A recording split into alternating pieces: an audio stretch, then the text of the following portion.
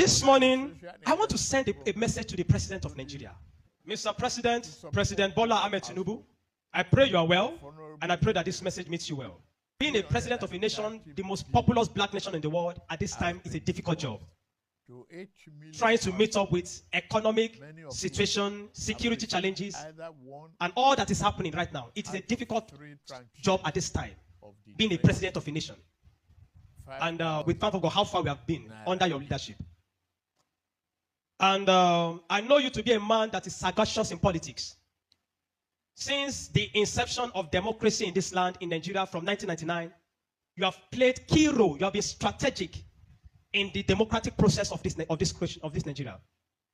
And this is why I trust this morning that you give me a fair hearing. Because I have known you that as an elder that you are, and as a father that you are, it does not please you to see the things that is happening in Nigeria. Knowing fully well that you didn't create the problem, you inherit the problem. But at this time, I find it needful to talk to you about this. And I pray that this message gets to you, so that the cankerworms and the serpent that are around you will not hinder this message. Mr. President, I count myself to be, by the mercy of God, that the Lord God has brought me and many other people that are speaking up for Nigeria at this time. Not because we want to ridicule your government, not because we hate Nigeria, but simply because there was a time it was easy to move from point A to point B in Nigeria without having the fear of being kidnapped or problem. But we see that those peaceful times fast eroding away. And at this time, it is important, according to what Paul will speak to his protege Timothy. He said, for this cause left I thee in Crete, that thou may set in order the things that are wanting. I believe that where I am today and where you are today is by God's mercy to set in order the things that are wanting in this nation. Therefore, I plead with you, sir, to give me a fair hearing. You must understand, number one, that I did not vote for you. I did not vote for you not because I resent you. I did not vote for you simply because your political ideology is different from mine. We share different ideology politically, and that's fine. But at this time, in this critical moment in our nation, it is essential that we unite as one unit to put an end to the evil that has bedeviled Nigeria. And this is not a time to throw political bands. This is a time to work as a single unit for the peace, progress, and development of Nigeria. I've done my findings, and I do not know if you have actually lived in the North before. But I have lived in the North. I was born and brought up. I've spent majority of my life in the North. And so therefore, within a few minutes, I'll tell you a little story. Islam is not the problem of Nigeria. If Islam was the problem of Nigeria, I was a Muslim. I was never taught to kill somebody. I was never taught to take another person's life. Islam is not the problem of Nigeria. Otherwise, you will not be married as a Muslim man to marry to a Christian woman that is also a pastor. Islam is not the problem of Nigeria. Otherwise, the friends that I've had growing up that are Muslim, fantastic people that just want to grow, build their life, contribute their quota to the society, and get married to as many wives as they want. They've never thought of killing somebody. So Islam is not the problem. The problem is extremism. The problem is fanaticism. This fanaticism is a doctrine that is inculcated into children from a tender age by the principles of Sharia. And children from a tender age are taught to hate anybody that does not call on the name of Allah. And so therefore, the attitude of violence was inculcated in them. While I was in primary school, Mr. President, a classmate promised to kill me. Why? Because we were playing football on the field on a Friday. Just the way children play after school on Fridays. I don't know if they do that anymore these days. But on a Friday, we were playing football and I dribbled him. And because I dribbled him and people laughed, he became angry. And Dahiru was his name. Dahiru promised that he was going to kill me. We all thought it was a joke until after the match and he brought out the dagger. And he chased me to kill me. It was God that helped me and somebody had to bring my bag home for me. Mr. President, those days growing up, when we have football matches, playing with street football matches and playing with outside or maybe communities that are outside dominated, you can be rest assured that that match is not going to end without a fight. And God bless you, you are the one winning them. They come to field with instruments, with things like Gora. They come to field with things like Gario. They come to field with things like Dagger. These are young boys. I'm not talking of adults. Why? Because there is something they are being taught. Children are innocent. Children will always move in the direction of what they are taught. And for them to be acting that way, we wonder why our mates will be coming to field with Gario, with Dagger. And the moment it is 80 minutes, 85 minutes, Everybody is looking for how to run away because you know that once the ref blows final whistle, it is fight. And this has continued over the years, that in the northern part of Nigeria, the Christians have always been at the receiving end of all the ills, of all the challenges. That Christians have been massacred, they have been killed in scores over the years, long before 2009 when the Boko Haram men started. And many have acknowledged this fact. In fact, you, sir, Mr. President, even you yourself in 2014, you tweeted about it clearly. Look at what you said, and I'll read it from here. In 2014, you said, the slaughtering of Christian worshippers is strongly condemnable. It calls to question the competence of Jonathan to protect Nigeria. This was on the 29th of January 2014. You tweeted this thing, sir. We know you as a man of honor, as a man of dignity and pride. And I do not believe that you just said this thing simply for political bans. Was it to undermine the Goodluck Jonathan administration? I don't want to believe you are a man that plays with words. We trust that you are a man of honor, and so therefore, you meant it. You didn't say killing of people. You didn't say killing of Nigerians. You were specific. You said killing of Christians. You said slaughter of Christian worshippers.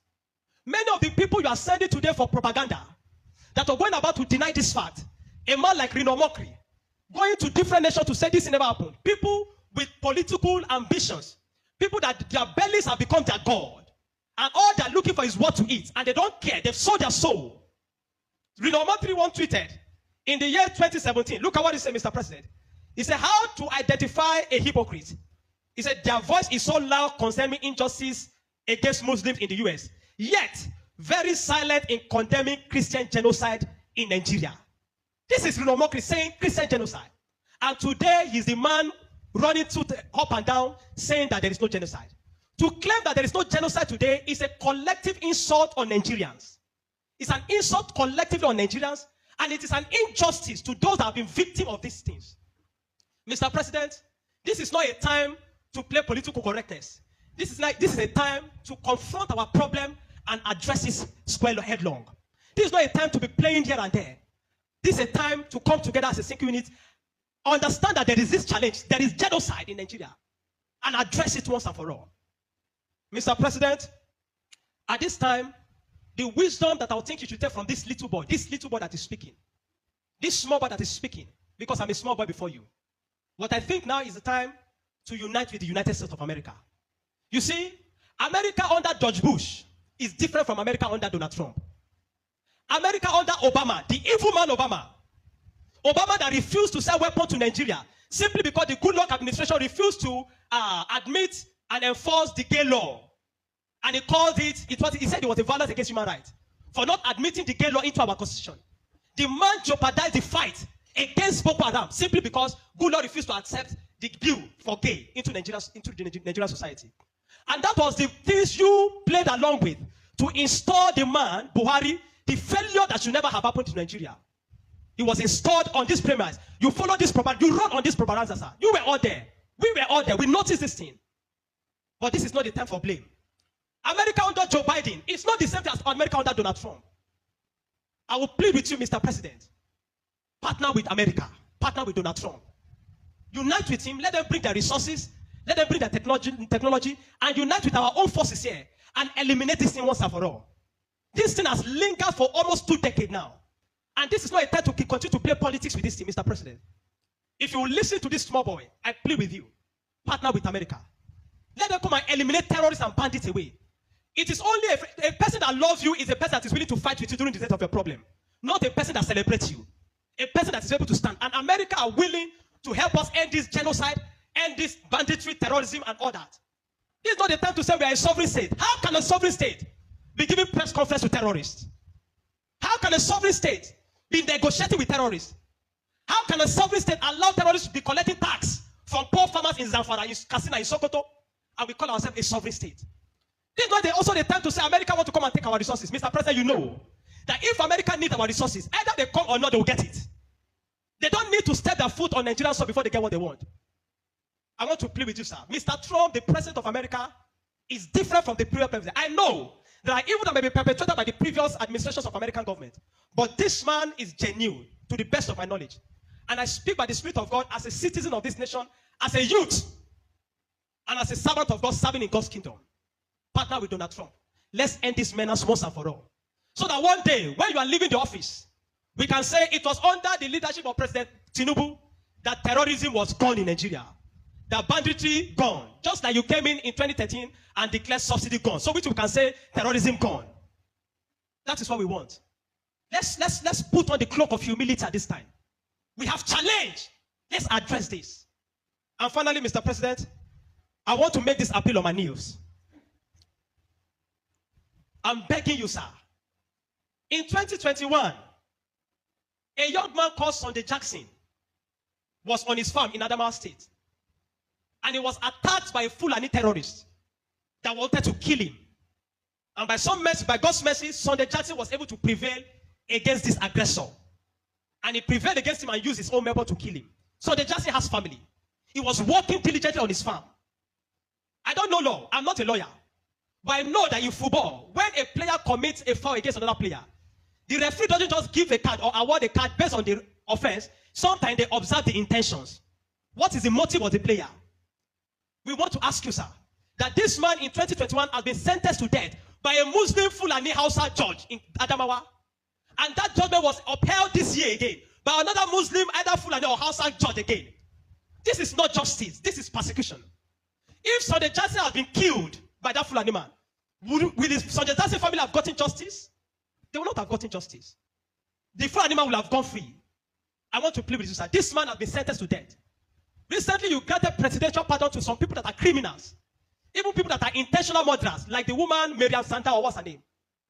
And now there is Sunday Jackson, a man that was working on his farm, and he was there. Should I now begin to think of Nigerian law, when somebody attacked me and not be able to defend myself and eliminate the threat? I want to plead with you, Mr. President. I know you will see this. Don't let them kill Sunday Jackson. I'm using my position on my platform this morning as an apostle of Jesus Christ to plead with you, sir. I'm on my news. Don't let them kill Sunday Jackson. If they kill this man, we will be setting a wrong precedent in this nation. And it will be under your leadership. You are the president. You are second to God in Nigeria as far as Nigeria is concerned. I beg you in the name of God, Mr. President, don't let them kill Sunday Jackson. This is persecution, not justice. The two judges that judged him, that condemned him, are Muslim Fulanis. They want to eliminate him. Please, I beg you in the name of God. I know you see this. You are a father. You have children. You are children to many, and you are a father to the nation at this time. Don't let them kill Sunday Jackson. Help him, Lord. Please help him. I'm begging you in the name of God. I'm begging you in the name of the God that I serve, the God that you serve too. Do all within your power to ensure that Sunday Jackson is not put to death. Thank you for your attention to this matter, sir. The Lord bless you and bless Nigeria.